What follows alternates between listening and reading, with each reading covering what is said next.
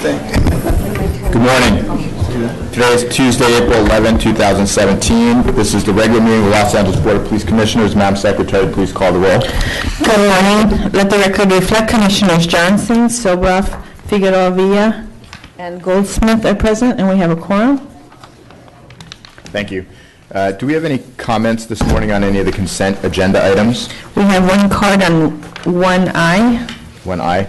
Okay, then I'll make a motion to... And 1E. Okay, I'll make a motion to approve items 1A, B, C, D, F, G, H, J, K, L, M, and N. Do I have a second? I apologize, sir. It's 1A and 1I. A and okay, so every other consent item agenda other than A and I. Yeah. Second, with thanks to the donors. Is that okay, Mr.? Yes. It's fine. Okay. All in favor? Aye. Aye. Any opposed? Thank you. Okay, so call the two comments, please. The two comments are from the same person. Michael Novick on 1A. Good morning. 1A, it says, is a donation of cameras and GPS units valued at almost $10,000 from the Police Foundation to conduct follow-ups and surveillance. And I think that the LAPD is,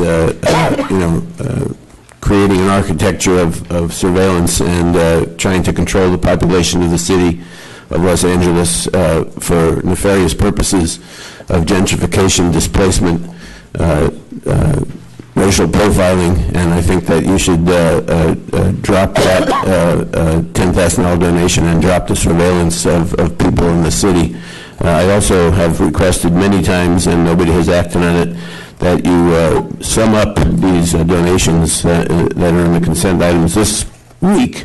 It comes to $38,000 on top of the LAPD using more than half of the entire budget of the city of Los Angeles for its operations, and I think that you should direct all of these foundations to, instead of sending the money into the LAPD, using it for some other good, positive social purpose of education or feeding the hungry and homeless, and ending the surveillance of people under suspicious activity reports and other forms of racial profiling. Okay, and then we have Mr. Novick on 1I. This is relative to a monetary donation in the amount of $10,000. Yes, 1I says March 31st, 2017, a monetary donation of $10,000 from another foundation to be utilized to purchase surveillance and tactical equipment. So again, I find it unfathomable that in addition to the vast amounts of money that the LAPD is spending on this architecture of surveillance and espionage and counterinsurgency and tracking people in the city and using suspicious activity reports and drones and license plate cameras, that you have to accept on top of the budget that you get for all of that and waste the taxpayers' money, that you're getting another $10,000 for another surveillance operation. And I think that it represents completely wrong-headed policies that the LA Police Commission has a responsibility to overturn. I would ask you again to return the donation and tell the Rafael and Cheryl Mendez Family Foundation to spend that money better feeding the hungry and homeless. We have no other comment cards. Thank you. I'll move both of those items with thanks to both donors. So that's items 2A, I'm sorry, 1A and 1I. Yes. I will second it. All in favor? Aye. Aye. Any opposed? Okay, thank you. So there were a number of regular agenda items I do not believe we need a report on. I will list them, and if any of my fellow commissioners would like a report on these items, please let me know. D, E, F, G, H, and I. So we do have cards for A, E, and G. Okay. So unless someone wants a report, I will move approval of items 2D, F, H, and I. Do I have a second? Second. All in favor? Aye. Any opposed? Thank you. So we have a card on E and G, you said? Yes, sir. Okay, so let's handle those first. And then we can move to the report. So can we have call the comments for items 2E and 2G, please? We have the same speaker on both items, Michael Novick. We'll begin with 2E. Department's report relative to the grant application and award for the 2016 Community-Oriented Policing Services Hiring Program Grant. Good morning again. Yeah, so in the Police Chief magazine several years ago, one of the main proponents of so-called community-oriented policing, or as you call it here, COPS, basically made the case for it by saying that community-oriented policing is the domestic equivalent of psychological operations in the military. Psychological operations, he then goes on to say, is to control the thinking of the people or the enemy. And I think that it's inappropriate. Some people seem to think that community-oriented policing, so-called, is an antidote to the militarization of police. But in fact, community-oriented policing is a part of the militarization of the police, and it's a part of the counterinsurgency role the police seeks to play inside the city in dealing with what they see as potential domestic enemies, meaning people who resist or oppose the rule of the banks and the developers in the city, the gentrification, displacement of people from their communities, the targeting of people racially defined by their religious or ethnic background. And so I think that this grant application reward system, again, this is on top of the vast budget that you have, taking more than half of all the money the taxpayers pay. You're looking for additional grants for this COPS program and additional hiring. I think it's unconscionable, and that the LA Police Commission, as the civilian oversight for this agency, has a responsibility to put a stop to it. And if you don't do it today, then the people will put a stop to it eventually. I'll move approval of item 2E. Do I have a second? Second. All in favor? Aye. Aye. Any opposed? Okay, let's call the comment on item 2G. 2G, we have Michael Novick, and this is relative to a professional services agreement with Chalmate LLC for inmate telephone services and video visitation systems.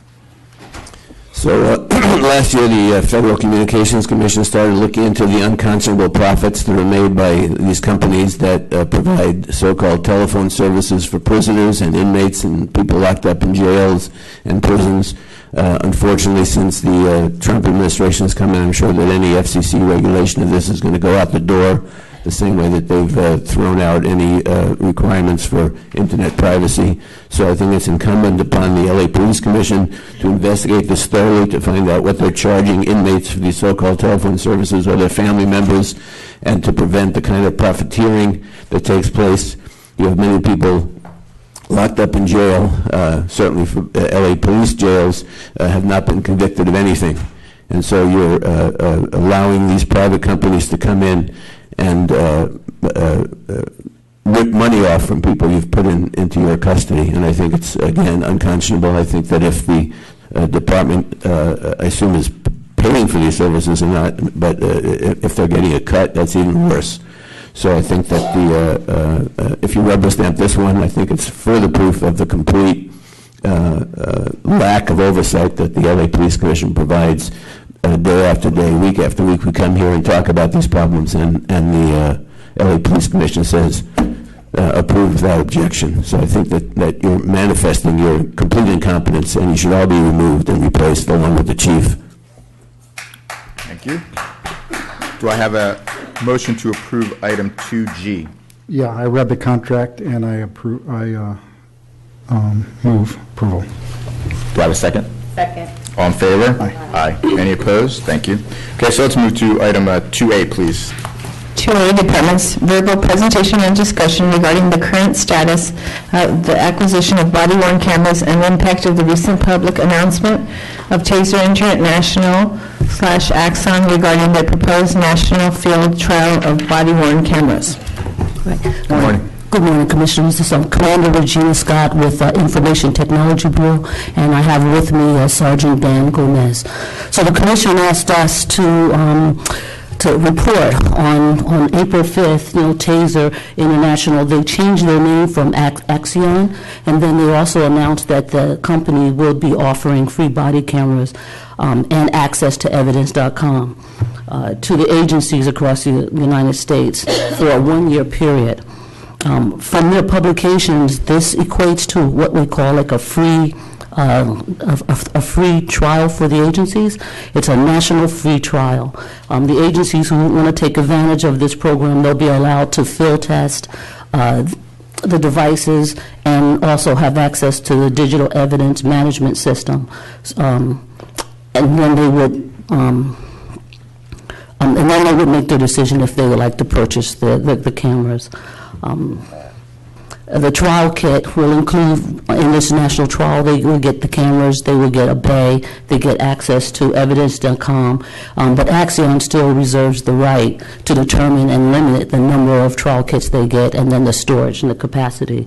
If the company or if the agency decides to purchase, then that would be the time that they would negotiate their prices. And if you look at what we did, this replicates the same approach we did when we did our evaluation. But instead of us just doing Axion cameras, we looked at we actually field tested several cameras before we made our solution. This national trial does not impact our contract whatsoever. LAPD's contract, in our negotiations, we negotiated about a 40% discount.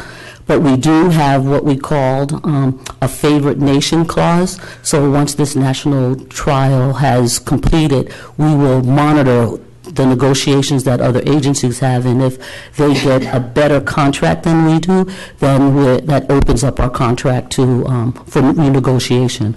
Right now, it doesn't impact our contract. The only thing that you would see going forth would be a contract amendment that would change the name. So, if you have any questions. I thought that the way it was presented in the media could be confusing and make it look like somebody was getting a better deal than us. And that's not the case, and it will not be the case, thanks to the process that you created and the contract that was negotiated. Our initial trial period was for free. It had all the bells and whistles that their new national whatever offer is, and they basically have copied that for it. And so this does not preclude us from enforcing the most favored nation clause. If somebody else gets a better deal, it's not really renegotiations. They have to match that deal with us. So I want to, in retrospect, I want to say that congratulations, you did the right job with the contract. Thank you. Thank you. Any other questions? Do we have any comment on this item? Yes, sir. We have 3 comment cards. We have the Red Chief Hunt, Prentice Jenkins, and Ted Hayes.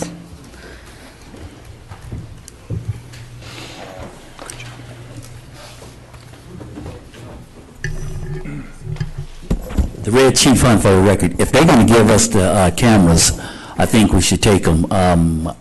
Beating or meeting anybody prices is a good thing, but now we want the public to see what they're doing on those cameras right away, not after the police commission says something or whatever. As soon as a crime happened and has some kind of discrimination to it, we want the public to see it right away. Thank you. Prentice Jenkins.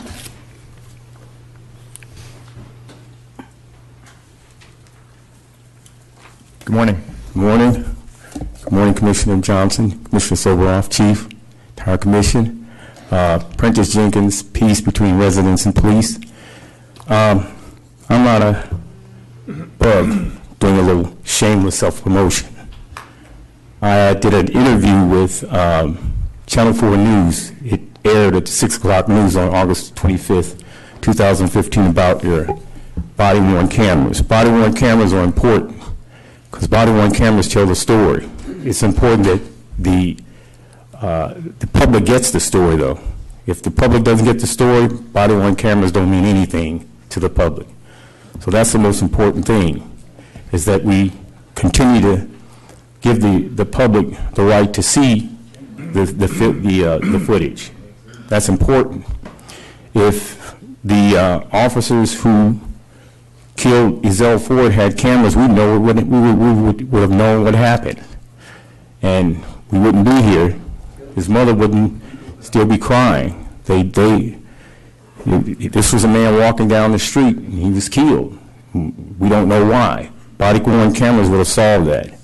So body-worn cameras are the most important tool next to the gun that the police officer has. I'm not here telling police officers that they shouldn't fire their weapons. They have to save their lives. I'm here saying that there needs to be some discretion, especially when you're dealing with a man who's walking down the street. I'll continue. Tritobia Ford just received a settlement, but that doesn't mean that her sons, the voice that continues to speak for her sons, are going to go away. I'll continue to speak for Tritobia Ford because I can't speak for Ezell Ford. You can't speak for the dead. You can only speak for the living now.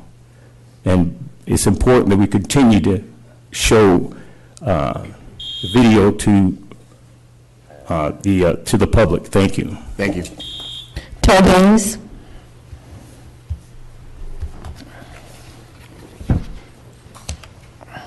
One thing about society is when people riot and revolt, such as in the Soviet Union or any other place, it's not because they're downtrodden and unhappy.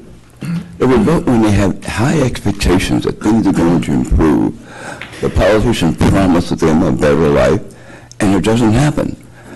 That's why after we saw the footage of Rodney King being beaten, and we knew that once the jury saw this, those officers were going to be convicted of something. Well, they were convicted of nothing. And because our expectations were, because it was caught on tape, it was caught on film, a camera picked up the information, we all saw it. So something's got to happen. The officers have to be found guilty. They must be punished for their misdeeds. Well, they weren't. And the city exploded and burned. So that's the danger of capturing information. Sometimes if it's released to the public, and the public have one opinion about what it means, what should be done about what it means, and that doesn't happen, you have a revolt, you have a riot. So I'm confident that we will never, ever see any footage from these body cameras. The police are not going to release this information, and we will never know. There will never be a Rodney King event where we see what happened, and the jury sees what happened, and there's a consequence. So I think we squandered a huge amount of money for information which will never be divulged, never be released to the public. I'm disappointed, but I'm not ready to riot. Okay, we have no other comment cards. Thank you very much. There's no action required on this item. Okay, we're on item 2B, Department's report dated April 5th, 2017, relative to the Ethics Enforcement Section Quarterly Report, 4th quarter 2016.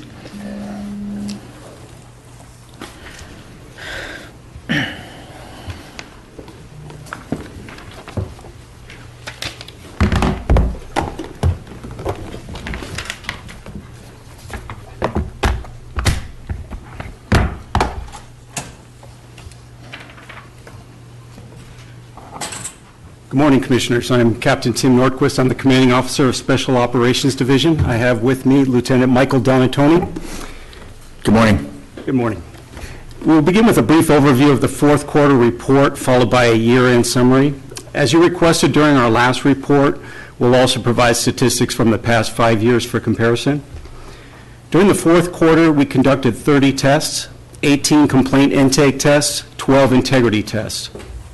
6 were within West Bureau, 6 in South Bureau, 10 in Valley Bureau, 3 in Central Bureau, 5 in other bureaus, and none were for outside agencies. Of the 63 employees tested in these 30 tests, 46% were of the police officer rank, 27% were supervisors, 11% were detectives, and 16% were civilian non-supervisory employees. 44% were in patrol or traffic field assignments, 16% in desk operations, 11% in detective assignments, 5% were watch commanders, and the remainder were various other assignments. In the 18 complaint intake tests, we had only one failure. That represented a 6% failure rate. This was an improvement compared to 4 failures during the third quarter. For our 5-year failure rate, we had a 5-year failure rate of 12%. And also for all of 2016, we had a failure rate of 12%. So this third quarter, the third quarter was actually an anomaly compared to the whole year and the previous 5 years. What do you attribute that to? Well, I think it was just the individual circumstances of those 4 failures. We took a Do you look think at the 4 failures were an anomaly, not the? I mean, obviously, we had a large improvement in this past quarter compared to the historical figures. Correct. So what do you attribute the improvement to? I'll reword it. Well, I don't think it's any indication of a change in anything. I think it was just we had a good period of the fourth quarter. And I think that the third quarter was the anomaly. Mm-hmm. But looking back over the previous year and the 5 years, it seems that 12% is really our standard. But what do you think our goal should be? I mean, to me, that seems an unacceptably high failure rate on complaint intake. So, Commissioner, probably a better question for me. So, our goal is 100%. We have done, I think, a better job publicizing the existence of this program. I think that has an eventual benefit. And then I also think that in supervisor training, we have done a better job about intake.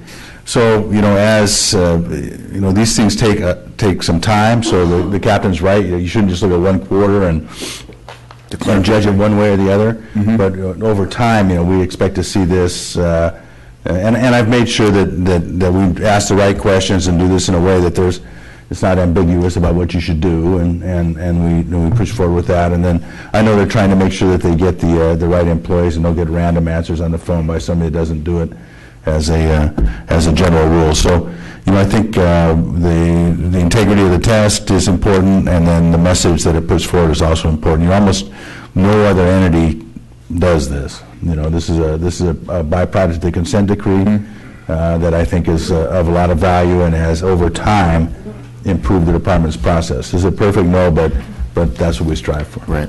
Well, I was pleased to see the significant increase in the last quarter. Hopefully that's indicative of a trend based on the increased training that we have on the and procedures on the complaint intake. Going back to our fourth quarter results, we had 12 integrity tests during the fourth quarter. 7 were tests for specific employees. You don't have to, we've all read the reports. I mean, if there's any other specific points you want to bring to our attention, but you don't have to go through the entire report because we've. Very good, sir. I'm assuming we've all read it. I got a question. You're adding some additional misconduct categories to be reported separately in the future. And I wondered, just want to bring up a discussion here amongst the commission, the chief, and yourselves, adding 2 additional items to that. You've got through J, but I was thinking about seat belts and the turning on and off the on-body cameras. And I think that these are things that are at risk. I think those are separately audited, and this is specifically ethics, so I don't know that this would fall under. Yeah, you're absolutely right. Those are important categories, but ethics enforcement section has a little bit different mission. What they do wouldn't necessarily test that. So, that is a better audit that's a better done through the audit process of existing, protocols. Rather than the ethics enforcement piece. Okay, but the others, A through, some of them seem so broad to me. It seemed like this fit in. But well, remember, they set up scenarios. They set up scenarios to audit performance. So, seatbelt usage. You don't have to set up a scenario to audit performance. All you do is look through the windshield. Right. So, that's how we do that audit. And so that's very different than them. I wouldn't use that resource to do that. Okay. And then the turning on of the body-worn cameras, we do that historically, when we review incidents, and I think that's the best way to do that, and then take corrective action, rather than set up a test where they should be turning it on, because that test happens every day, Yeah. 1,000 times a day, so Yeah. Okay. I think that's the better way. Okay, got it.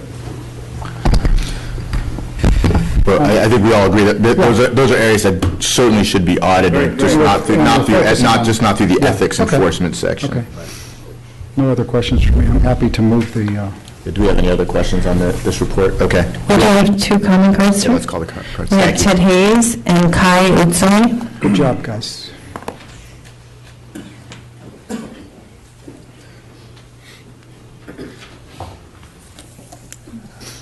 I visited internal affairs over to Bradbury Building, and it's very unusual over there. I don't know if they're still operating out of that facility. We're not. They moved. No, they I moved. understand. But when they were there, they were upstairs and they came down to the lobby. Now, the Bradbury is an exquisite historical monument.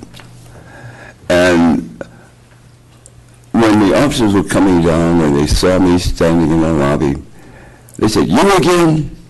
And they walked back upstairs.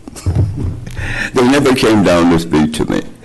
Now, I don't know who they were, couldn't find out who they were. And if I did find out, they would deny it. But we were having our discussion in the lobby, in public. No matter how sensitive your concern might be, the public could find out, the security people could find out, and you were standing. If you want to sit down, you could sit down next to Charlie Chaplin. Oh, Charlie Chaplin was a brass statue on a bench. He's over at the Roosevelt Hotel now. But anyway, I want to find out where your new digs are, where you're operating now. See how well you accommodate the public. Do you tape record the interview? Because mine were never tape recorded. There's no record of what I had to say. And every letter I got said the same thing. We have investigated thoroughly on every level. Chief Beck has looked into this, and nothing ever happened. You're lying. You're exaggerating. It didn't happen. Oh, the term is, it didn't happen the way you say. Doesn't mean it didn't happen at all. Thank you.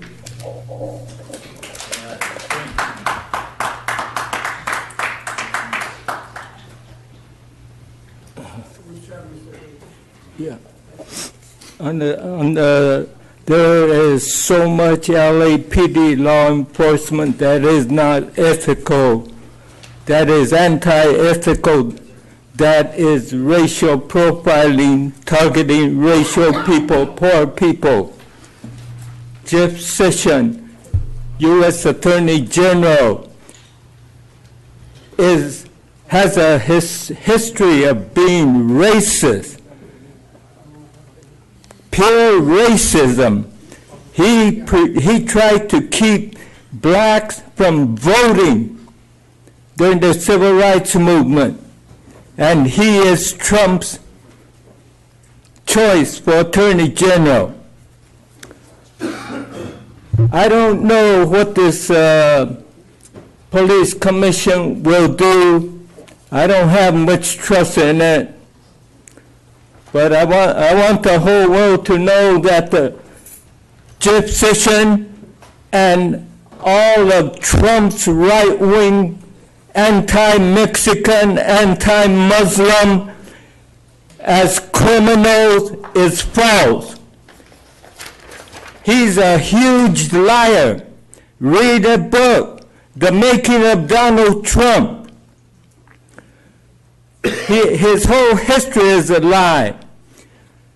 His attorney that he hired during his early part of his career, and he kept for his entire career, was a mafia's attorney.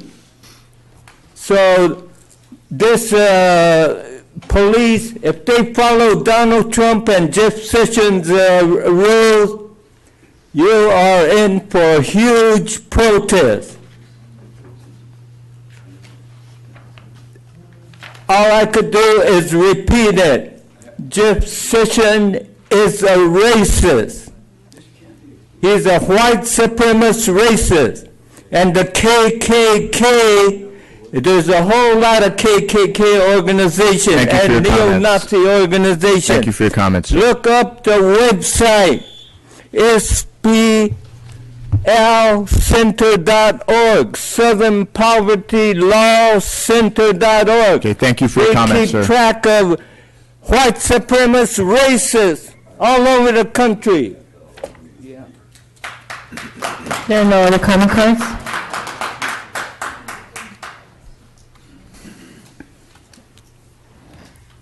There are no other comment cards? Oh, there are no other comment cards, be. okay. Do I have a motion to approve the department's report? So, Do I have a second? Second. All in favor? aye. Aye. Any opposed? Thank you. Thank you. Thank you. We're now on 2C, Department's Report dated April 6, 2017, relative to the follow-up report to the Blake Justice Consent Decree Fiscal Year 2015-2016 Annual Report.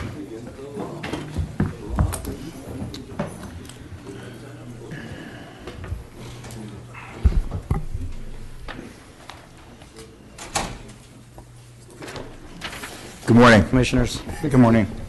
As you recall, this was a follow-up report on January 17th. We came before you, the department did, and provided you with the Blake Justice Annual Report, which was specific to the ending of the fiscal year 2015. So you had asked for a follow-up, had 4 questions. One of those was to give you updated data since the fiscal year ended in June, and we are now in January. So this report actually contains that data as of the deployment period number 2 when this report was being prepared. And then it answers some of the questions that you had specific to that follow-up. In what you have before you is an explanation of the developmental system that the department has to ensure there's diversity in the organization, as well as to ensure that we have the best people selected for each of those positions within the organization that we have. And you have a career development process. We have the career development unit, career development counseling that occurs within the organization. We have specific coveted assignments that have been identified as positions that provide an opportunity for people to develop themselves and to be promoted to positions, so should they choose to compete for those positions. We also have a very progressive development system within the organization. And within that system, it starts off at the P1, P3 tandem training position, and then it increases throughout someone's tenure and career. So, for example, a Sergeant 2 assistant watch commander works in tandem with a lieutenant watch commander. So that assistant watch commander position is essentially a developmental position for that next level of promotion. We also have that at the Lieutenant 1 and Lieutenant 2 position. So if you look to the system within the area, we have a Lieutenant 1 that works in detectives, and then the Lieutenant 2 that works in detectives as the commanding officer. So another progressive assignment specific to promotion. When you look to the area operations at the command level for captains, you have a Captain 1 and a Captain 3, and that's the same system where you have a developmental or mentorship type process to prepare that Captain 1 to a Captain 3 position. When you look at our commander ranks is a preparatory command that's specific to preparing that person for promotion as well. And in so doing, they are exposed as an assistant commanding officer to all the various jobs, tasks, et cetera, that's assigned to usually that assistant chief or deputy chief, depending on the assignment. So you have a progressive system for development. We also have our relationship with the employee organizations. We have a supervisory cross-training program. Admittedly, that hasn't gone as well as we would like, and what you'll see is one of the recommendations, or actually one of the actions taken, is that we're going to take a look at that and expand it, and there's currently a project in place now so that we can make it much more vibrant and have more personnel participating in a developmental process as well. We're going to do a study in terms of best practices for mentoring. So we're going to take a look at that so that we can have very specific mentoring that's outside of the coveted assignments positions, and it's outside of the developmental positions that already exist. And then we're going to intensify our recruiting efforts, and there's a number of points in terms of our recruiting efforts that we have in place so that we can make sure that we continuously look at the demographics of our employees and ensure that they're consistent with the demographics of the city and of the county. I have with me Francois Gardier. He's essentially the architect of the report. He's the one who reached out to the different entities within the organization and prepared the report and can talk specifically about the numbers if you would like, or we can answer. And we also have other personnel with us that are sitting behind us that can talk about different aspects of the report and the details that you may need. I think maybe we can just go right to questions. I have a number of questions. Let's talk first about the coveted positions. Am I right that list was essentially developed through the Hunter-LaLay consent decree? Yes. So years ago, when the Hunter-LaLay consent decree came to being, they identified positions that are called coveted assignments, where these positions are positions that provide an opportunity for an employee to receive additional insight of the institution, of the organization, of the processes that occur, and provide an opportunity for that person to develop themselves to higher levels. Now, are all of these positions, are they limited tour assignments, or is it a mixture between some of them are and some of them aren't? No, they are not all limited tour assignments. Some of them are, but not all of them are limited tour assignments. Can you get a breakdown on which are limited tour assignments and which are not? And the ones that are limited tour assignments, at the end of the tour, can the people reapply, or do they have to recycle and transfer into another area? It depends on the position, but there is a process that we have in place that I have to get back to you so that I give you accurate information with respect to the. I'm curious to know, sort of how aggressively, when there is a limited tour assignment, it's enforced, and how often people are actually staying versus actually cycling out and opening up the opportunity for somebody else. There are a number of assignments that I know are also highly sought after within the organization. Obviously, like Metropolitan Division, Community Relationship Division, Bomb Squad, SWAT, Motors, Major Crimes, Air Support, the SLO position, the Senior Lead Officers, Robbery Homicide, Detective Bureau, Major Narcotics, K-9, gangs and narcotics. That was a list that I was able to come up with. I'm sure there might be others also. As you know, I've go on lots of ride-alongs and speak at roll call and just talk to officers generally. And one of the common complaints that I hear is that that these assignments are difficult to get. They're difficult to get because they don't come available very often. And that there might be a certain opaqueness to this selection process. So obviously that is not included in this report. So I would like a report back with respect to those divisions and assignments on the demographics of those assignments, the selection process for those assignments, and also which of those are limited tour assignments and which are not. I'm assuming you don't have that information handy. Yeah.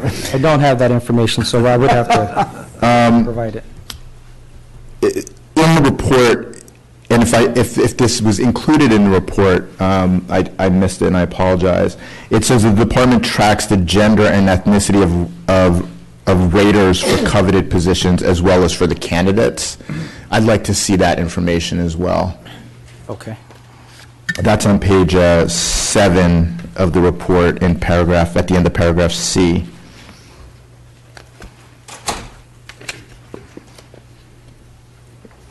On page 8, there's a section talking about Career Development Strategic Planning Committee. Can you just talk a little bit more about that?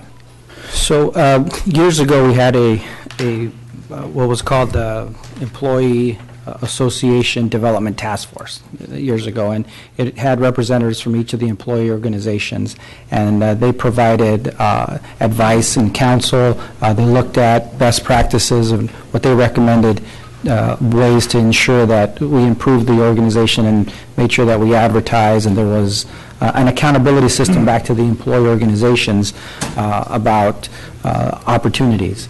So we're revamping that process and making sure that everybody's coming to the table, they're providing, their complaints, their concerns.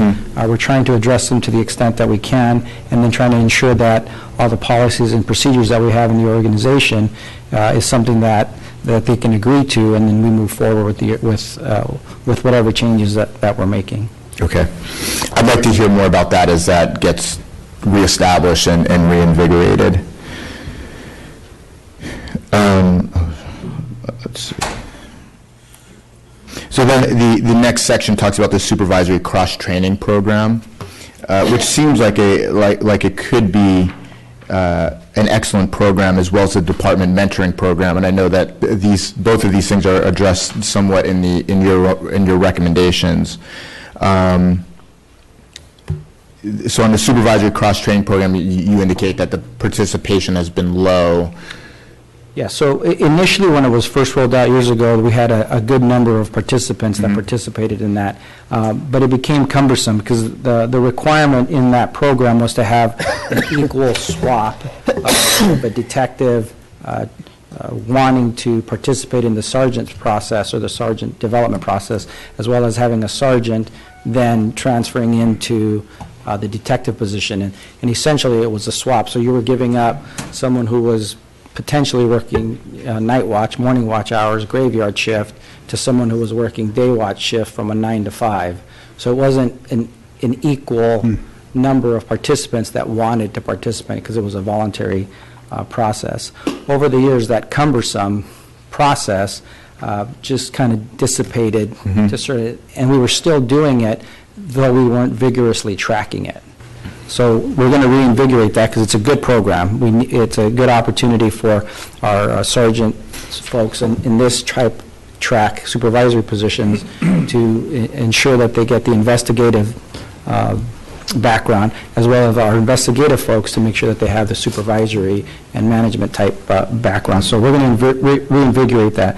But that won't do it by itself, and this is why there was recommendations from other employees, some from this employee association, that we also do a loan program where we can loan from one organizational entity to another while swapping personnel, and it doesn't have to be a one-for-one swap. So we're trying to create that process as well. That project is open now, and hopefully will be complete in the next couple of weeks or so that we can then implement it, announce it, implement it, meet with the organizational entities, meet with the employee associations, and then roll that out.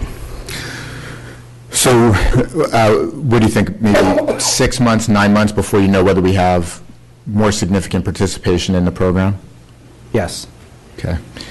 Let's counter that to let's just say 9 months, give plenty of time, because both the programs set forth in F and G I think could be great programs if they're fully implemented, and could help create a lot of opportunity within the department. The next area on the department efforts to ensure diversity. So first of all, I want to commend the efforts of Captain Hamilton, who I've had numerous meetings with in his efforts in this area, and I know he's been working in collaboration with the personnel department and the mayor's innovation team, and I know that the department has made it a priority, and Captain Hamilton has certainly made it a priority, and I know he's been extremely proactive, and I'm confident in the direction that we're headed there, although there's a lot of work to be done. The 5-year projections on demographics of the department are different in this report than numbers I've seen previously, either from the mayor's, I believe it was from the mayor's innovation team. And our numbers are far more optimistic in terms of the percentages of African Americans in the department 5 years from now than numbers I'd previously seen. So I don't, I'm not sure why there's a difference between the two projections, and I'm not sure if you have an explanation now. It's okay if you don't, but we should dig into that a little bit to figure out really where we're headed and if, you know, how big of a problem do we actually have. You're correct. I don't have the answer to, I have seen those stats, but I didn't dig into them, so I don't know what the source of it is. I don't know what the time frames that they used in terms of the projection. I also don't know if the projections were fixed in terms of making sure that there was a 10,000 number at the end of that 5-year mark. So numbers are a little bit different, and Francois can go into the details of that, but we can reach out to the mayor's team and get their numbers and then compare them to ours. Rather than have an explanation of our numbers, I'd rather have it within the context of look at their numbers, and then if there's some reconciling between the two, and you can come back and say, well, if there's a disagreement, that's fine, just let us know what it is. If there's agreement between where we're actually headed, that would be great to know as well. Okay. Okay.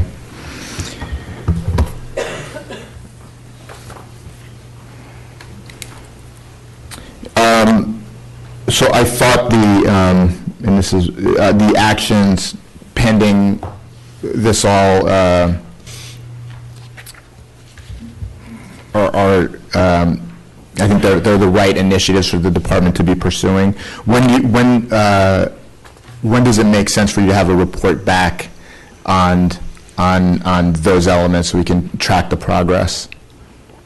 Well, you're asking for a report back on some of these items. We can report back on these items and report back on the status of each and one of these, so that we'll have, 60 days from now. 60 days, great.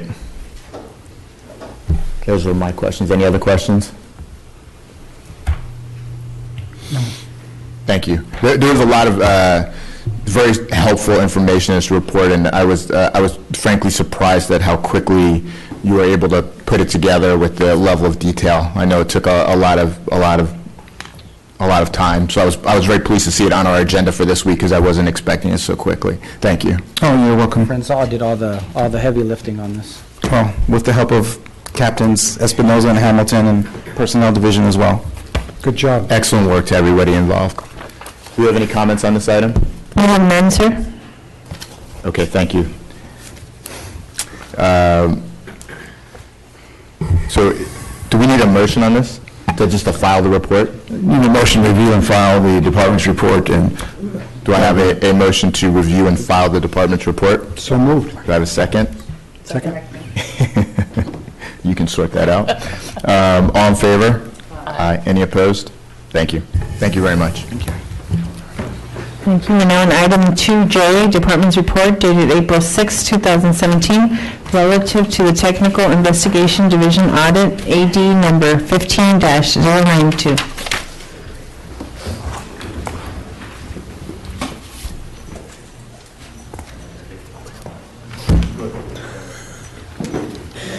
This is so sweet, like.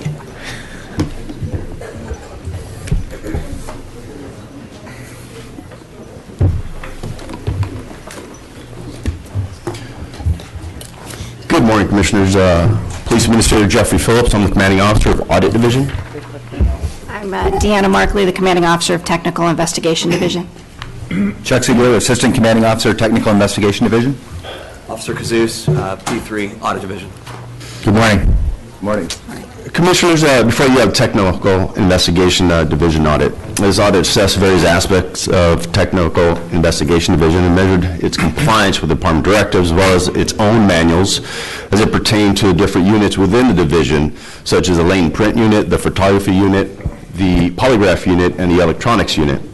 There was one audit objective developed for each of these units, totaling 4 objectives and a total of 14 different tests that were conducted.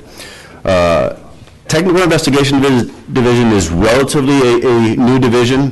In 2015, Scientific Investigation Division was bifurcated into what is now Forensic Sciences Division and Technical Investigation Division. Again, we looked at the side of Technical Investigation Division, and overall, the division did very well. Even when looking at Objective 1C, timeliness of latent print analysis for property crime, which was at 81%.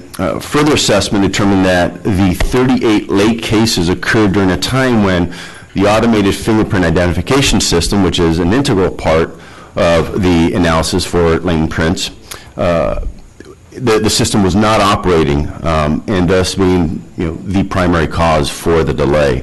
Notwithstanding, 37 of these late cases were completed within 10 days after that deadline.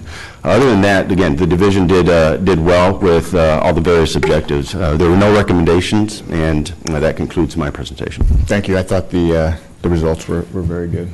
Any questions? No, also, the other recommendations that were totally implemented, so again, that's the way to do it. Thank you. Do we have any comment on this item? We have none, sir.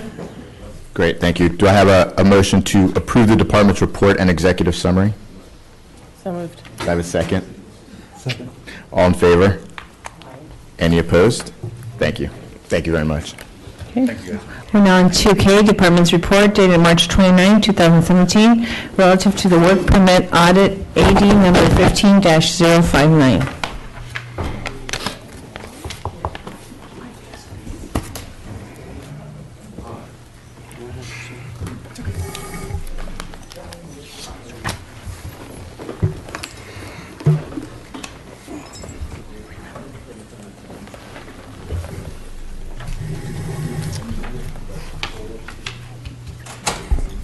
Good morning. I'm Francois Gardier from Administrative Services Bureau, and I'm here to discuss the recommendations and what we've done regarding the work permit audit. Lieutenant Dave Ferry, Acting Commanding Officer of Emergency Operations Division. I'm Fred Valle, Project Manager for the audit of work permit.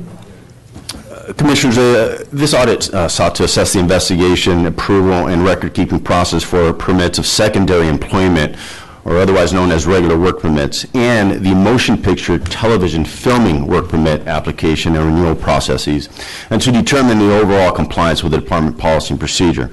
The permits are initially approved at the area commanding officer, divisional commanding officer level. Since April of 2015, ultimate approval responsibility of these types of work permits has been bifurcated into two separate commands. The Administrative Services Bureau is responsible for approving and processing the regular work permits, which typically consist of secondary employment dealing with doing security or sales, instruction or teaching, consulting, or other various types of work.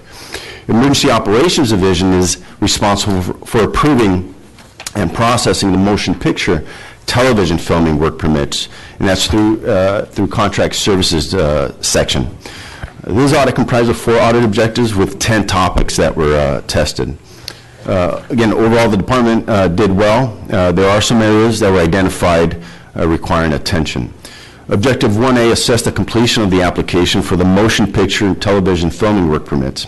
Because of the changes in these work permits now being processed by Emergency Operations Division, there are some fields on the work permit application in which Emergency Operations Division identified as being personal in nature and therefore not appropriate to be required on the application.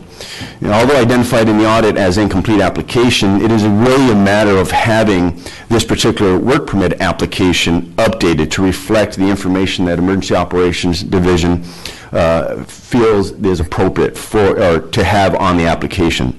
And we did make a recommendation reflecting this need.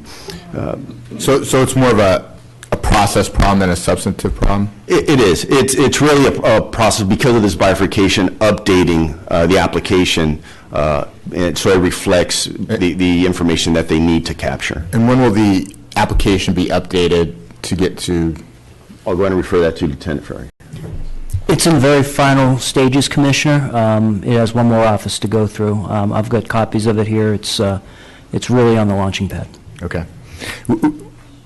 So when would you say that'll be? Beyond my pay grade, but as I said, it's gone through, I believe there was 7 steps, and I think 6 are completed. Okay. Is there a plan to, how often do we do this audit to make sure that this change actually fixes the? I'd have to look at the annual audit plan, but I'd venture to say I don't think we have it set for 2018.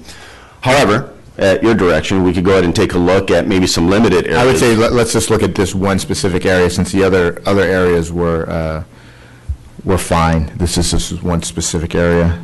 And what we can do there is we will go ahead and couch it as an inspection of that particular area we could come back and report to. Okay. We also identified some other areas, and they're captured in the recommendations. Again, most of it dealing with just updating policy and procedure. So, for example, the manual still refers to as personnel group, which is now administrative services. So we made some recommendations just to make sure that the manual was updated. That concludes my report. Any other questions on this item? No, thank you. Any comment on this item? We have one comment, Colin. We have Ted Hayes.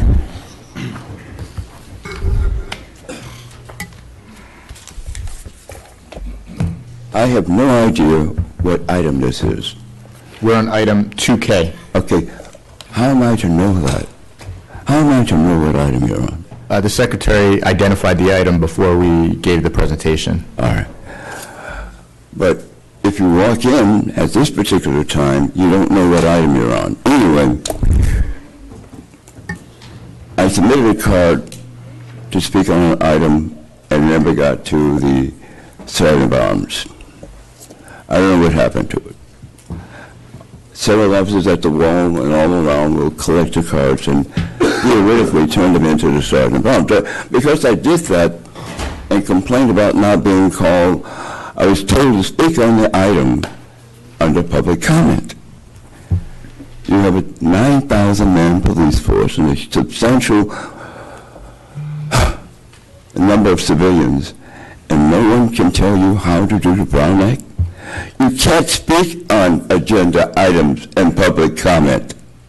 Public comment is not for agenda items, but that's what you're told to do if you wish to speak on an item which you have missed. Mr. De La Guerra, is it okay to comment on an agenda item during public comment? Right. The practice here has been to allow that, but I know that other bodies do not. You're free to discuss anything you want in public comment. No, you speak on anything under your jurisdiction, under your purview on public comment. You can't speak on agenda items under public comment. Anyway, I would talk to that attorney's boss about this, because he does this kind of thing, and it's wrong. When you get bad advice, illegal advice, you suffer the consequences. Anyway, here's what it says.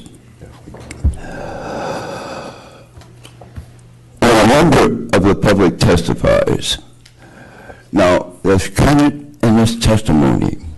When we speak on agenda items, we're testifying.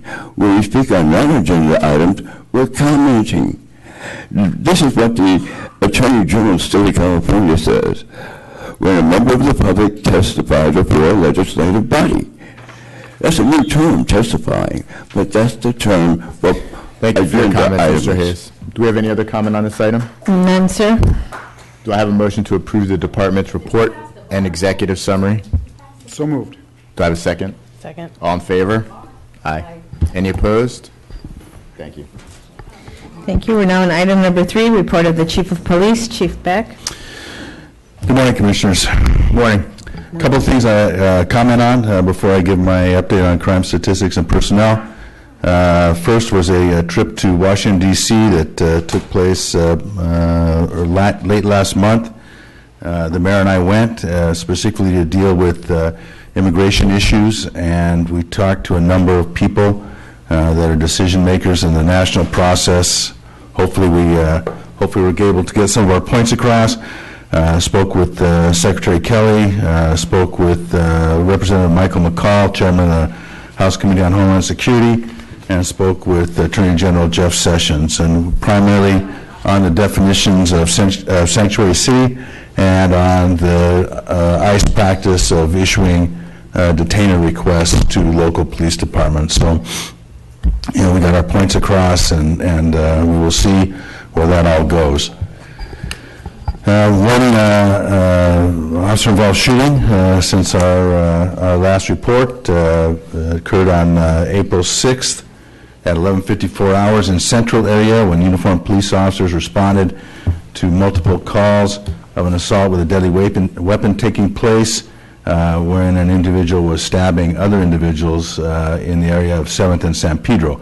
Officers arrived. They observed a suspect later identified as Abraham Bernard Perkins on the west side of San Pedro, north of 7th.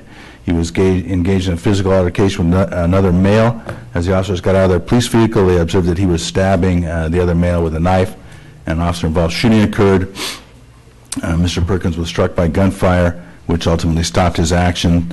Rescue ambulances were requested for both Mr. Perkins and the multiple victims, who were all transported to USCMC and admitted for their injuries. All of them have survived. Evidence was recovered at scene. Body-worn cameras were activated. Force investigation is continuing its investigation of this incident. Yesterday, engaged in a news conference with Ford regarding a hybrid pursuit-rated police vehicle that they have developed that we will be considering as one of the replacement options for our fleet. This came from some discussions that we had with Ford executives last year, where they asked, you know, what does Los Angeles Police Department want? And we said we wanted a hybrid vehicle to meet our need, that met our needs, that met the needs of a patrol vehicle, something that didn't rely solely on fossil fuel and could take advantage of the great advancements in electric power. So this was a very positive thing, in that a company like Ford pays so much attention to its consumer, in this case us, and will develop a vehicle specifically for our use. So those are very, very good things. As far as crime goes, we had another weekend without a homicide, so that was a very, very positive development. You know, we're at minus 6.5% homicide rate as compared to last year. That's 5 less than last year. We are also about a 13.5% reduction in rapes, a 1.2% increase in robberies, and a 4% decrease in aggravated assaults.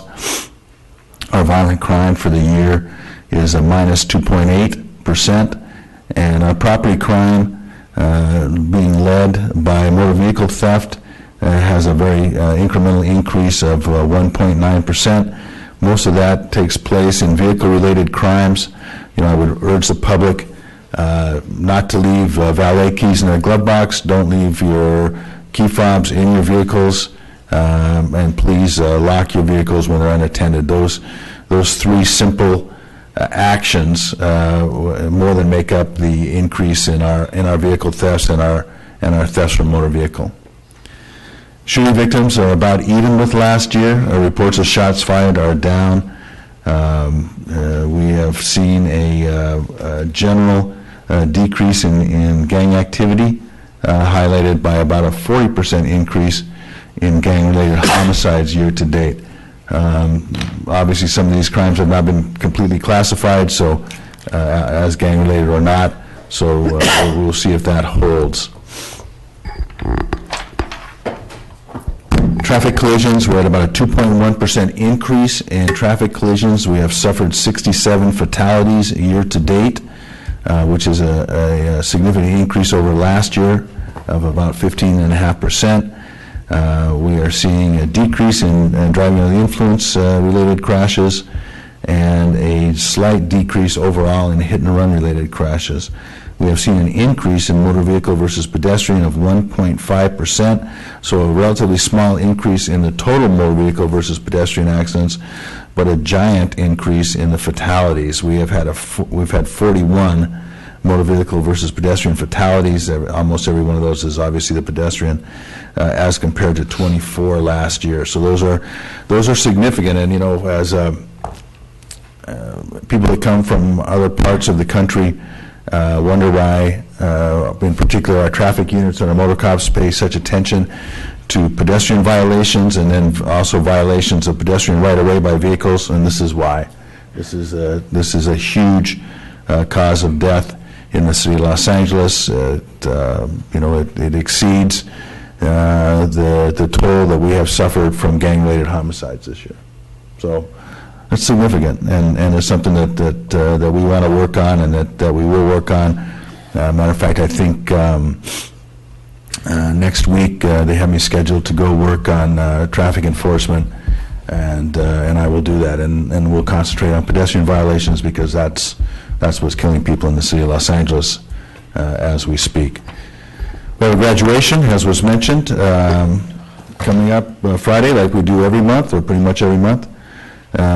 We're going to have, as of that graduation, 9,965 sworn personnel on payroll, 2,819 civilians, about 400 reserves, 285 specialist volunteers, 57 chaplains, and almost 9,000 cadets in the program. I will say that we are rapidly approaching, and probably in the next month or so, with the hiring of academy classes, we will exceed 10,000, and that will be the first time in my almost 8-year tenure now as chief that we've done that. And that concludes my report. Thank you. Any questions from the chief? Thank you, Chief.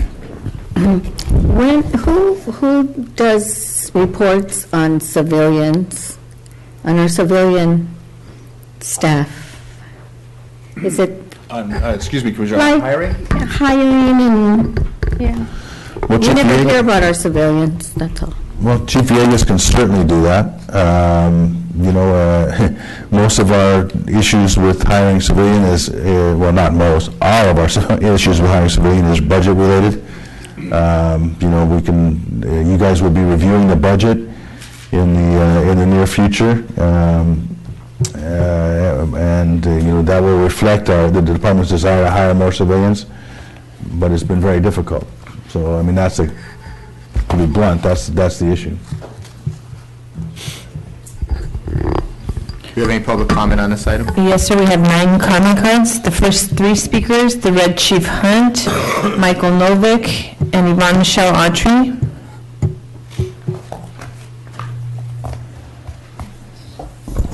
The Red Chief Hunt, for the record. Morning. Morning. After being arrested 86 times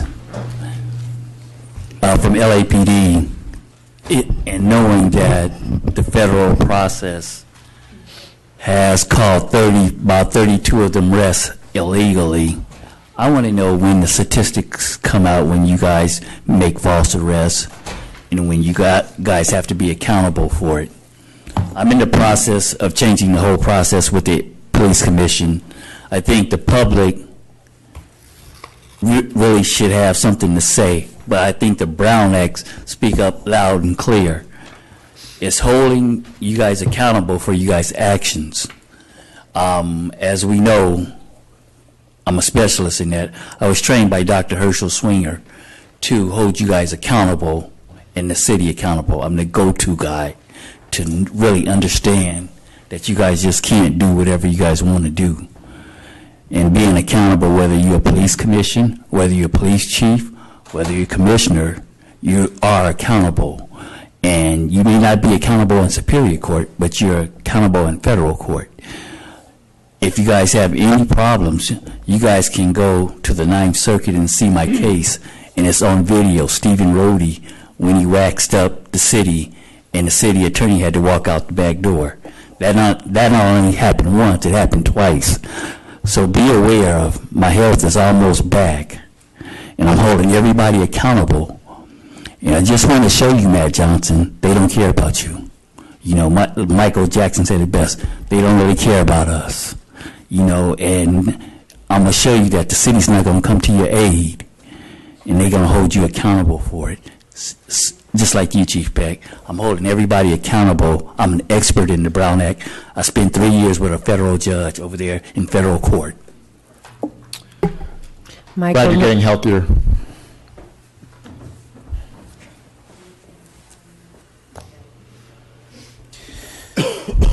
So the chief reported that they're about to break the 10,000 officer limit. Chief reported that there was yet another shooting by the LAPD, and the police commission had no questions about those things. I think that you people are derelict in your duty.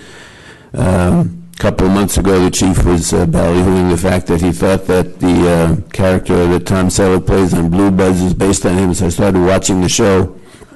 I will have to say that the Tom Selleck character at least shows occasional bouts of humility, unlike Chief Beck.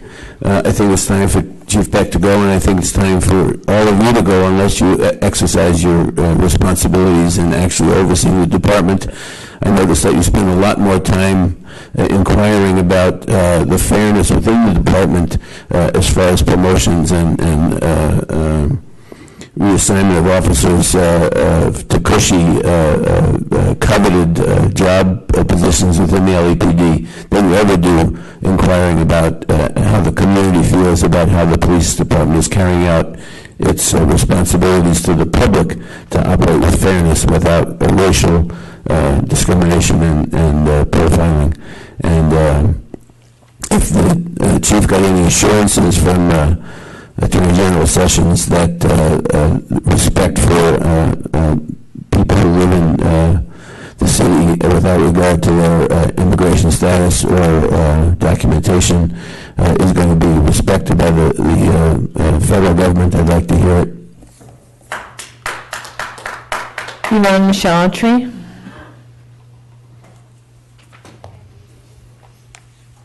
Yes, I'd like to support what Michael Novick and also Michael Hunt have just brought before you. Of course, you know, in being a God-fearing woman, I try, we all fall short. We want peace and harmony, thy will be done on earth as it is in heaven. However, we're going through a cleanse right now, so all of the evil is coming up. And the evil within the police department, I think, is ever and more increasingly apparent. That's why we're here. And we also stand, of course, against any crime in the community, which is exacerbated by police brutality, consistent and constant profiling, of course, the inequity, whether it's sexism, racism, economic abuse, and oppression, which is justified by the incrimination and the continued character assassination of those of us who are black, brown, poor, women, whatever the fear that leads people to attack, torture, abuse, and then justify their hatred or their acts, and using the authority that many police officers, Secret Service, whatever, have to justify it. Last week I heard the police said that they cleaned up the streets. Their horse droppings, that spreads disease, which of course encourages the extermination of the people that the city and you all have put in the trash. And also I'd like to ask, why do you have the complaint process? For those police officers that are not serving and protecting, for those peace officers who are not peace officers but are abusing, raping, molesting, and murdering, I have filed numerous reports and complaints, and they have always come up within policy and procedure. Lewd comments, officers offering to show me their power tools. When I have unfortunately been a victim of crime in this community, which we're trying to discourage and work towards some healing. When I file a complaint, I'm incriminated. I know that's in the process so that you can, the police, Secret Service, murdering black women and then justifying it by saying that we were prone to suicidal tendencies. Why do you have the complaint process if they're never honored? Never. Have you ever had one complaint that was honored? I would like to know. Thank you for your comment. Was one complaint ever found, was there justice served one time in the city? Why do you have that process? Ma'am, thank you for your comments. So how can you expose the cops that are corrupted from those that might be actually trying to serve and protect? Which is your purpose? Thank you. The next three speakers, Ted Hayes, then Dewi Abdullah, Amara Abdullah. Chief, we have the situation is eventually going to come to a head. You have a difficult task before you. You are our top cop, not the police commission's top cop, but our top cop. You are our chief of police. We expect you to enforce all laws that protect us, and one of those laws is the entire Brown Act. When the Brown Act says that the legislative body may not prohibit criticism of their acts or non-acts or whatever, and I stand on that right, and I criticize him, and several people have done that. Now, I found myself standing behind jailhouse bars after standing on my right because I was arrested. Because of what he's speaking on topic. And other people were taken away from this podium because they're not speaking on topic. But the topic they were speaking on was a criticism of this police commission. When the room is cleared by the president, that's a violation of the Brown Act because the room can only be cleared by the entire legislative body. They all must be in agreement to take our right to appear before this body and kick us out of here. So, Chief, they have violated the law. And you sat here and you saw, you monitored, and you oversaw that. Your officers were the ones who drug us away from this podium for criticizing the police commission, which we have a right to do under the Brown Act. So, since any violation of the Brown Act is a misdemeanor, are they going to be arrested or at least charged? That's your quandary, Chief. Let's see how you handle it. Dandile Abdullah, Amara Abdullah. I want to say that I don't know who to call anymore when I need help because we see incident upon incident of people who call the police for help and end up being shot to death or beaten to death or hurt, or people with mental disabilities or mental illnesses being treated as criminals when that is in fact an illness and should be treated like it is an illness. I'm an honors student. I'm in 8th grade, and every day I go to school and I see LAPD officers pull up outside the school, and I expect to go there and be treated like an honors student, which I am, and I end up being treated like a criminal, being subjected to random searches. And I have friends who were thrown on the ground because they were wearing hoodies and walking outside at 8 o'clock at night, which I did not think was a crime. We're in 8th grade. So I want to hold you accountable, Chief Charlie Beck. My mom took me here to show me how government works.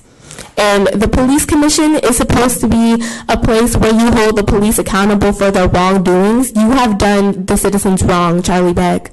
I'm sorry. We need to hold you accountable. And I'm scared right now because I'm in a room full of the people who are just shooting. I don't understand why anyone should have this kind of power over the citizens of Los Angeles. This one is holding her arms. She was texting. She's supposed to be paying attention, making sure that nothing bad happens. Okay? And I'm scared. They all have guns with them. And I'm the one being treated like a criminal every single day of my life. Most of the time, it is racial profiling, which is illegal. So you too, Matt Johnson, they will profile you too. They don't care. Fire Charlie Beck. Thank you. Amara Abdullah, followed by Melina Abdullah and Ayman Abdullah. Good morning. Hi. Dear Charlie Beck, I'm Amara Abdullah, and I'm 10 years old. And I want to say pedestrian traffic violations is not killing the citizens of Los Angeles. Your murderous police force is. That's why we want you fired. So police force is, so that's why we want you fired to that. And I think you can do better than that. And lots of people have died because of you. And I think that it's horrible that you don't care what you have done and killed so many young children, because I know that you have not done anything good for this city, Los Angeles. Melina Abdullah.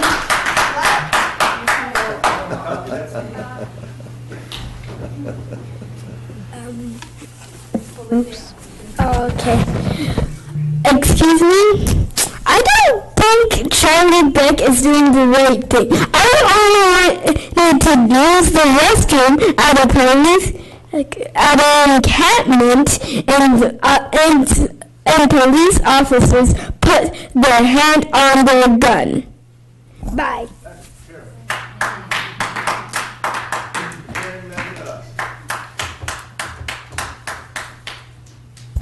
So this is spring break for the children who attend LAUSD schools. And I'm a professor. I teach civic engagement. This should be a body where they can come to learn about civic engagement. My son was scared to come in this room, and he's 7 years old. One of the reasons he was scared to come in this room and in this building is because about a year ago, he came here to use the restroom, and a year and a half ago, he came in here to use the restroom, and an officer stood over him, told him no, and put his hand on his gun. And this is when he was, maybe it was 2 years ago, because he was not even quite 5 years old at the time. He's still traumatized by that. And we need to think about what that means. This is related to your report, because you're reporting on the decrease in crime and violent crime in the city. You're talking about how well your officers are doing, but the last time we were in this room, you also talked about an increase of 30% in officer-involved shootings, right? So the crime that we see going up is crime that's committed by your officers. But right now, we're in the midst of budgeting, and you're making arguments that we need to increase the police force. You need to get beyond 10,000 officers. It's officers who are making us feel in danger, not what's happening within our community. It's your officers who are traumatizing our children, and that needs to change. We know that you are completely unwilling to change. You are completely unwilling. We're coming up on the 25th anniversary of 1992 uprising.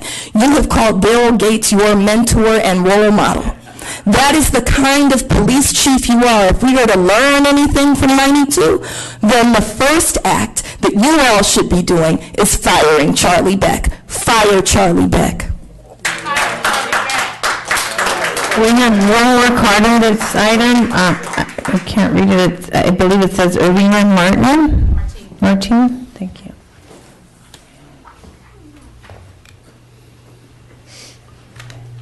I'm going to piggyback on Dr. Melina Abdullah.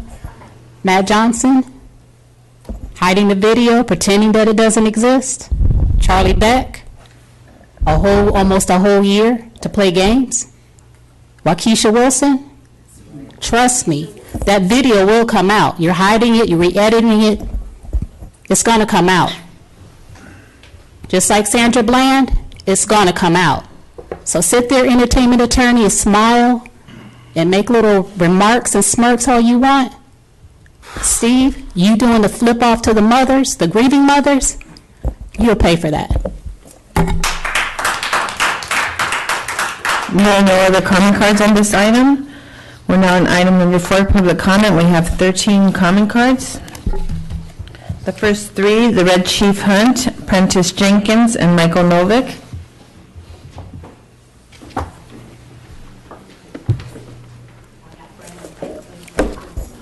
Good morning again.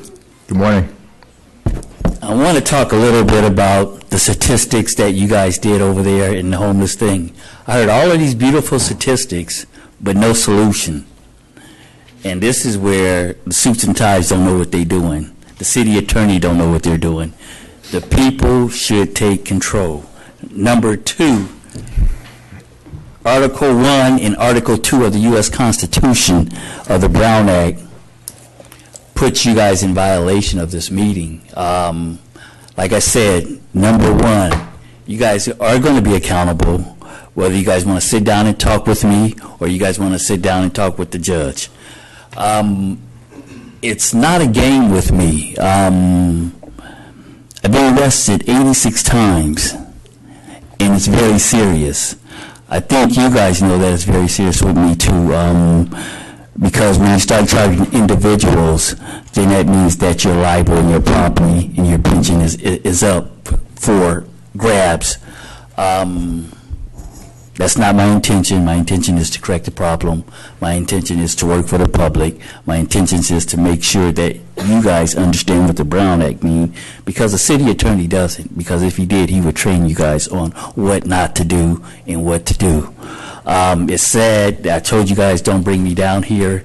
You guys went to my place, Venice Beach, and brought me down here after I sued you guys and won in the Ninth Circuit. I told the captain, you don't want me to come down here because I'm an expert at what I do. And whether you guys believe it or not, I really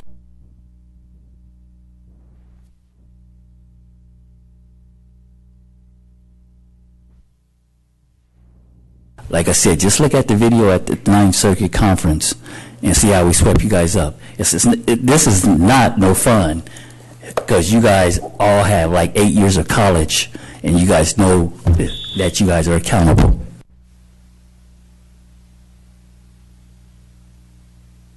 Michael Novick and Mr. Juarez.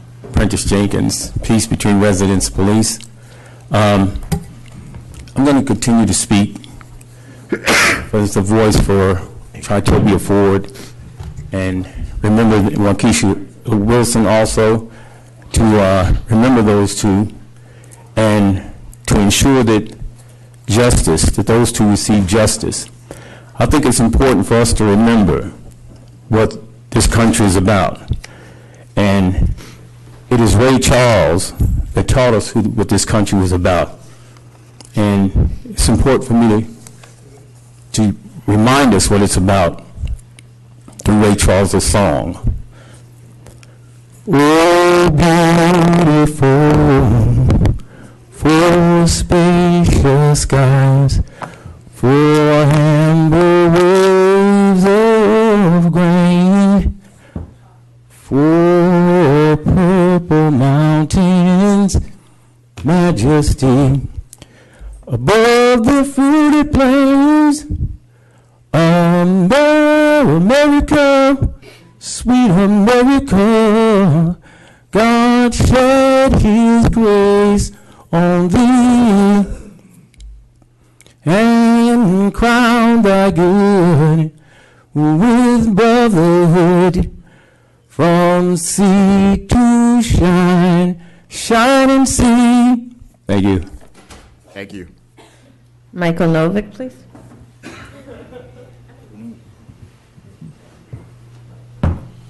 Yeah, last week you had met over at the City Hall in the Board of Public Works for a special presentation about the question of homelessness and the LAPD. And I noted at that time that it seemed to me the LAPD was angling for trying to access some of the homeless funds. Subsequent to that, a reporter that I know, independent reporter, inquired at the LAPD, and that was denied by a spokesperson for the LAPD. But I would like to see the Police Commission investigate that question more closely and about the process. If in fact the LAPD is saying they're not seeking those funds but other funds for so-called homeless services, I'd like to know whether they changed their mind after they started to get public comment at that public hearing that made it look bad for them. The other thing that was noteworthy in that hearing that you had is that nobody from the police department ever mentioned the fact that homelessness is racialized in the city, as every other aspect of life is under an oppressive capitalist system, until one of the academic and then a couple of the community testimonies finally raised the question of the disproportionate number of black people, particularly in Skid Row, but other parts of the city, living in homeless conditions, particularly black women. And nobody on the police commission on the police commission questioned anybody from the police department about their failure to deal with that. So I would challenge you all, and the police commission have been coming to these meetings almost every week for well over a year, I don't know, 2 years now, and I don't think I've ever seen a single time when you've taken a vote where a single member of the commission votes opposite. Every single decision you reach is by unanimity. That's not the mark of a democratic organization or democratic society. It's a rubber stamp, and you have to fulfill responsibility by firing Charlie Beck. Mr. Juarez, followed by D.A. Tud Hayes and Yvonne Michelle Autry. Good morning, Police Commissioners. 3 times police brutality on me, but they can't stop me. They want to stop me, they gotta kill me. Border Patrol sent me to the desert with my green card in my pocket. When I crossed the line, they answered me, you got something to say? Yeah, I got 3 complaints. Border Patrol sent me to the desert, Yuma, Arizona, August 7, 1987. I walked 5 miles, then I went to jail. So 38 years waiting for justice. What is the justice? Police commission, no good. And the lady from the start got told me that pretty soon I'm going to get justice. I've been waiting for justice for 38 years. When am I going to get justice? Before I die? So, I'm proud because when police arrest me, they put me in a police car like this. They do something to me, I open the door, and I got away, and I made it from the handcuffs. And Ramba Police number 2 from Primera Street, they told me I am the godfather. How I can be the godfather with no money, no honey? So I live in Tijuana, and you want to arrest me? We're looking for me. For the young ladies out there, they call me El Guapo. All right. Thank you. DA?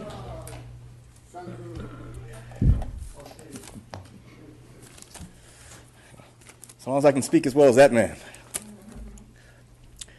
Greetings, my name is D.A. I'm a local Rastafarian. Hollywood is the last bastion of false imagery that is America, so as its guard, the LAPD clings to antiquated racist policing policy far behind NYPD, San Francisco, and the rest of the country. But the truth is, America is falling.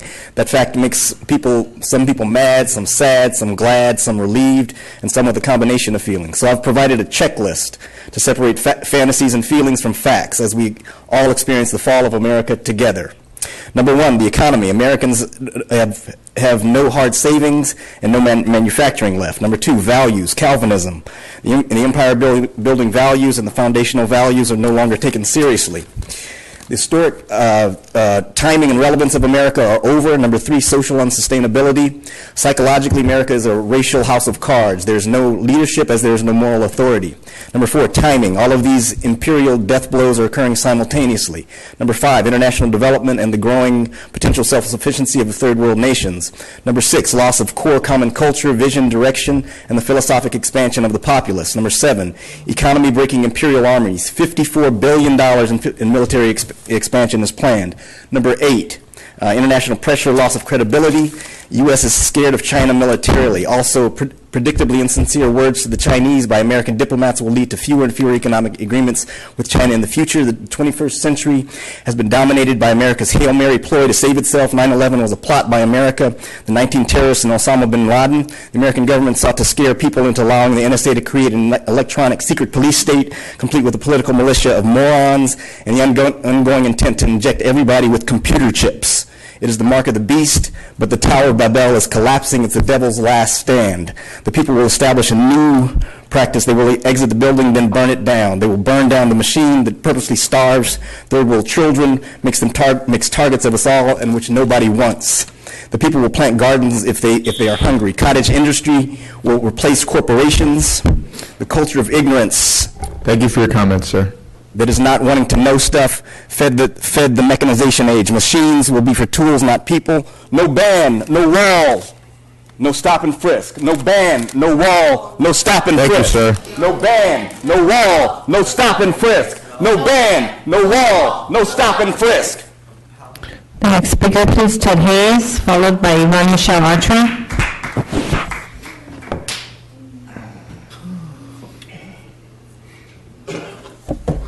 At the bottom of the agenda in bold print gives you an idea of what's going to happen with the body camera material. Note, the meeting is tape recorded. Well, that is not really tape recorded, it's videoed. Tape recorded, and the tape is kept for 30 days. After 30 days, they dispose of it. So all those instances where people were criticizing this police commission and told you not speaking on this topic and drove away from the podium, that evidence doesn't exist any longer because they destroy it. Now, there's certain kinds of material you can't destroy. If you mention anything about real estate property, you can't destroy that information. You can't get rid of that. But the fact that we were abused, our rights were taken from us. We were kicked out of the room by the president. No, he can't close this session down and put us out. All of them have to do that. You know why they do that? That's the democratic process. Majority rule. Not singular rule, but majority rule. That's what the Brown Act says. The body may kick us out if we're disorderly. Not one person. We get back to the chief. Will he enforce that law? Will he allow them to destroy the evidence? I think Nixon did stuff like that. They were going to impeach him, weren't they? But anyway, we have protections, but they don't exist here. They don't. They're violated all the time. And you know what? Some of these officers have looked up the Brown Act and they know what's going on. And they recognize, how can these people who are criminals tell us that we have done something that's a violation? How can they do that? Check it out. Thank you. Yvonne Michelle Autry.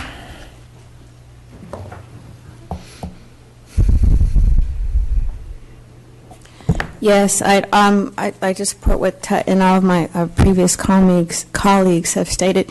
And just for the record, you know, we are not animals to be exterminated. We're not creatures. I heard one Hispanic, I don't know if he was an officer, refer to us as creatures. I know it is consent, of course, 3/5 human. That's never been changed. You know, the white supremacist mentality. I know that there is crime in the community. Again, we stand against it. But you see, what happened to this young boy breaks down a black male. And this is the process that you are responsible for. Okay, 400 years, and this creates the young men that we live with, we love, we deal with, and you murder.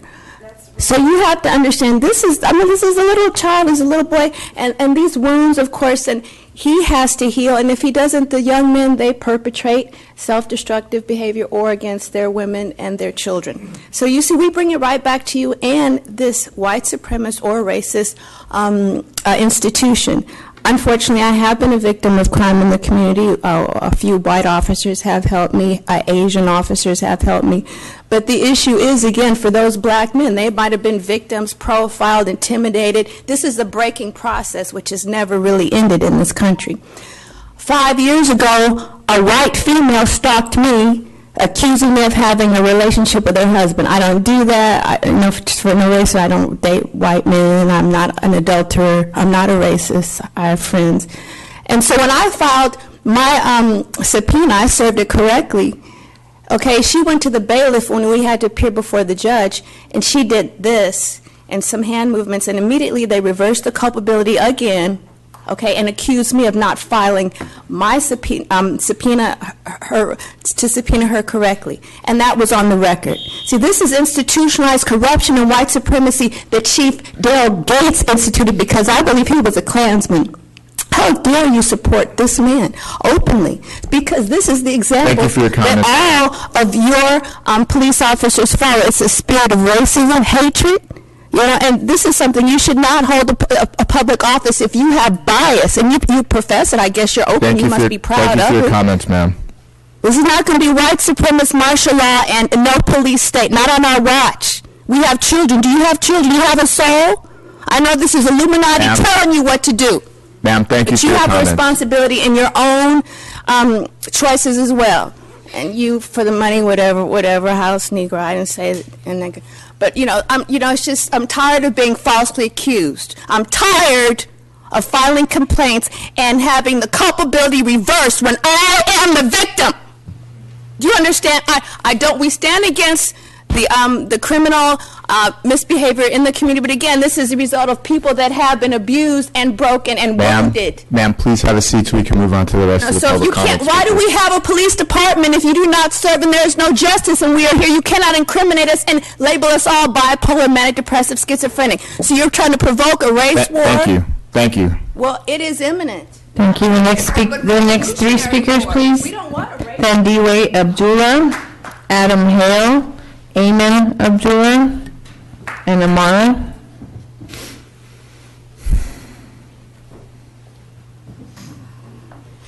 It is so unfair that none of you pay attention when people come up here and share their experiences with the law enforcement. That is so disrespectful. And me as a child, I always respect my elders. I always do. But here saying old adults, I'm sorry, elderly adults not respecting other people, that is sad. You need home teaching. Go back home and learn from your mother, okay? You guys act like we're all here just to yell and be angry because we have nothing else better to do. It is my spring break. I could be out shopping with my friends, at the mall, watching Boss Baby, doing whatever I want to do. But instead I'm here and you're acting like I'm yelling for no reason. People are dying.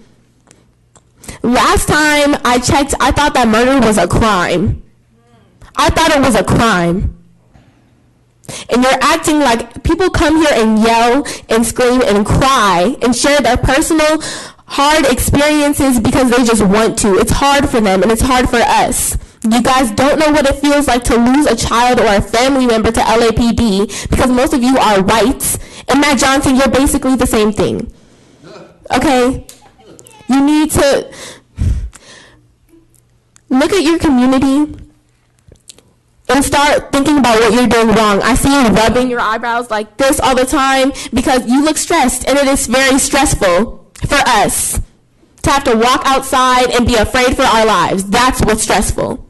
You need to handle your police officers. Nothing can be more stressful than telling your children or telling your sisters and brothers how to properly evade a cop. Don't put your hands in your pocket. Don't question the authority. Just stay still, answer all their questions.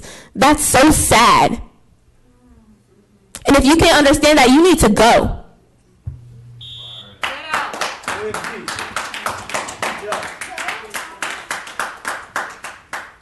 Can I go?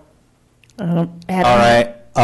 So I'm an autistic person, and I am a human, not diseased. That I am neurodivergent, and of course, some of us have been shot.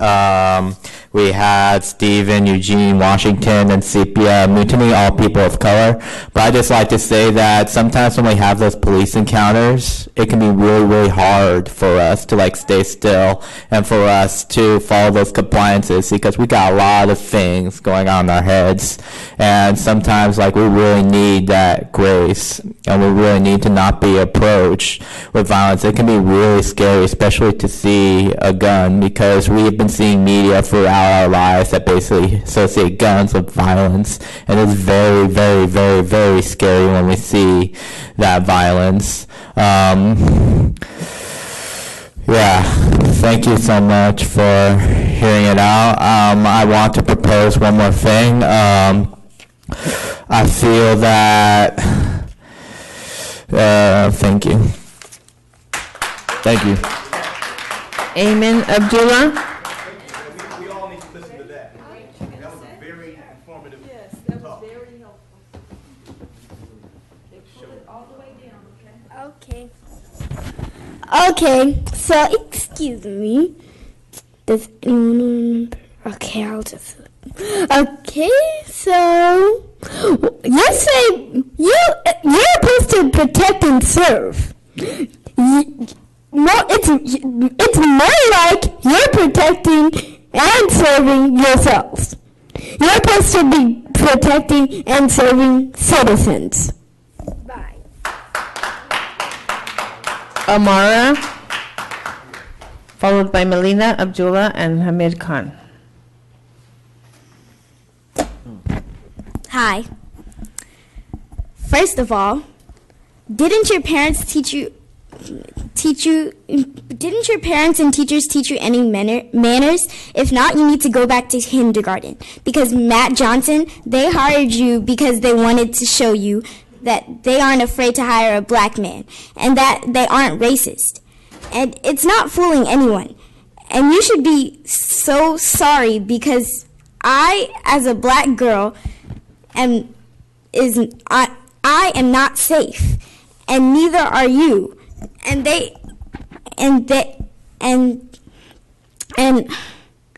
you should be sorry, all of you, because I because I am for you. How do you expect us to not steal if you don't give us the resources to live? About a month ago, I saw the police arrest a black woman for not having pants. It's scary because you find ways to arrest black people, and I know that you really aren't.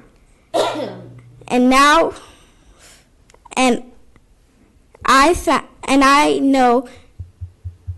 now found out that it is not only black people, it's Latinos too. That shows that you don't care, and it's not getting better, it's getting worse. By the way, the two people at the end are not paying attention at all, so you should be. Melina Abdullah.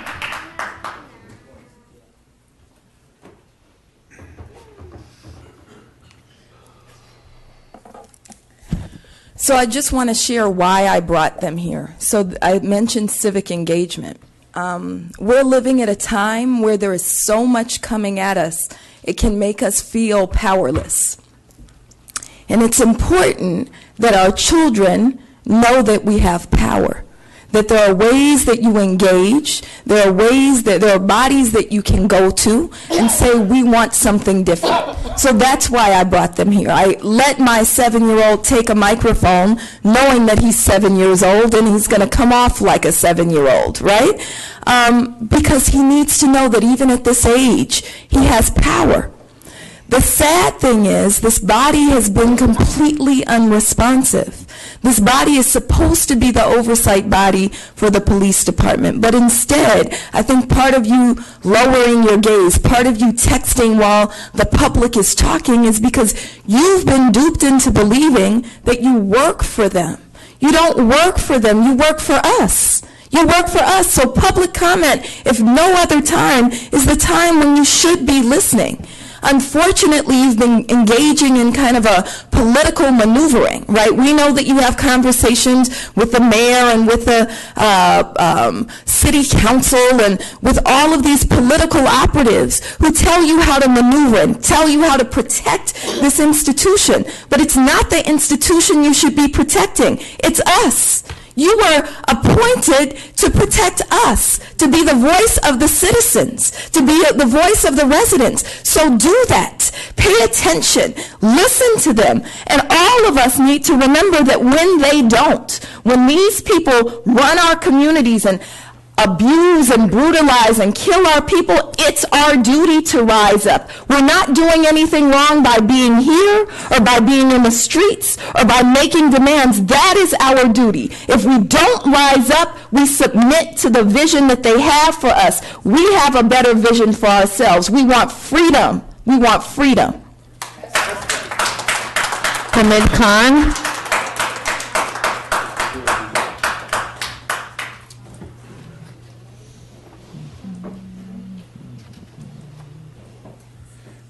I want to start off by honoring our children. I mean, the words of our children are more precious than any jewel that we'll ever find. So thank you. I'm really honored, and I feel so humbled, and I just extremely just thank you so much. I'm looking at this moment and trying to ground ourselves as to what do we make of how things are shifting when you see a videotape going viral by Lake County, Florida sheriff, with 4 of his cops standing next to him in ski masks. Right. And the message that the Lake County, Florida sheriff is sending that, and I quote, that the SWAT team will blow your front door off its hinges. What do we make when Jeff Sessions, the Attorney General, announces that they're going to scale back and review all the consent decrees in Ferguson, in Baltimore, in Seattle, and various other places? And then what do we make of, as of April 10th, 325 people have been murdered by cops in this country already. And it's a morbid competition when we come here to talk about. because 2015 was the highest number, 2016 was the highest number, and now 2017 is slating to be the highest number of people killed by cops in the United States. It used to be 7 hours and 52 minutes, every 7 hours and 52 minutes, then it moved to every 7 hours and 50 minutes, and now it's every 7 hours and 48 minutes somebody's being killed. So then we see this hoax of body cameras that is being placed on it, where Temple University, and now as we are seeing most killing, they said last year in their report that police killings have gone up by 3.7% since body cameras have been instituted. So this is the reality that we are facing in. But then, as we have spoken to you before, you don't pay heed to anything we have to say. The conditions on the ground with predictive policing, with suspicious activity reporting, with the laser program, with chronic offender bulletin, are conditions on the ground that the LAPD is engaging in which escalates and leads to violence and murder of our people, but nothing at all. Whatever happened to the public hearing on SAR, Matt Johnson, that you promised us last year? We're still waiting to hear back from us. Thank you for your comments. And then, when we look all around, you hold these Mr. Khan, your time's up. Thank you. But at the end of the day, these are the children. These are the children that are comment on this item. And the blood of our people is on your hands. We're now on item number 5, closed session. We have 2 comment cards. We have the Red Chief Hunt and Michael Novick. And this is on closed session. Mr. Hunt's not here.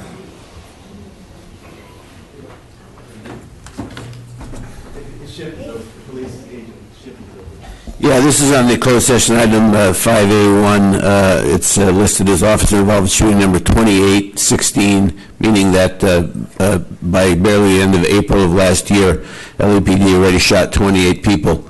And I find it offensive that week after week we come here and there's another 2 or 3 of these situations.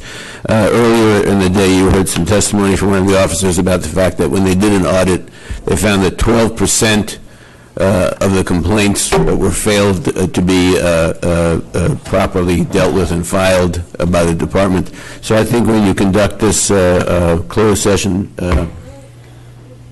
inquiry into the shooting, looks like 2 people were shot here, that you inquire into whether there were any complaints filed against the officer involved in that shooting, and you inquire into whether all those complaints were actually processed properly.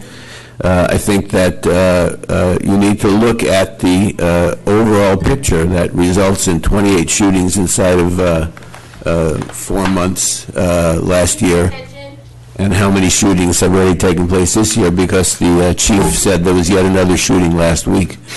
So I think it's your responsibility to act for the citizens of the city and the residents of this city and the people who are not sworn officers.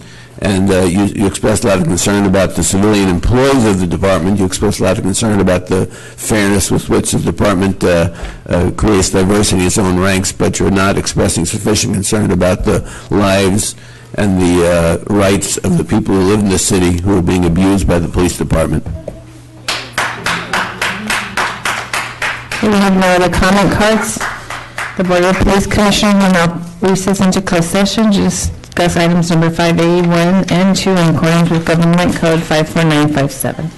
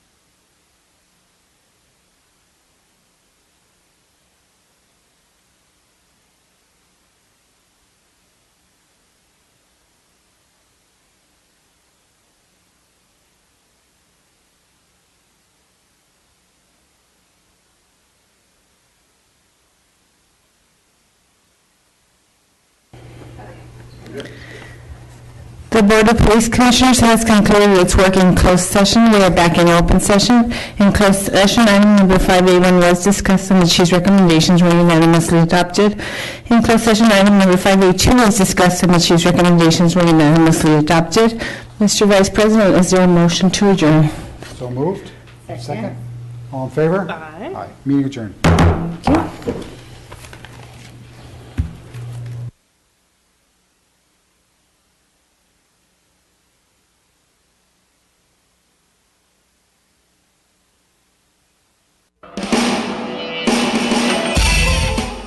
Hi, I'm Chris. I'm an Iyengar yoga teacher here in Los Angeles, and you're watching LA City View, Channel 35, Our City, Our Channel. Namaste.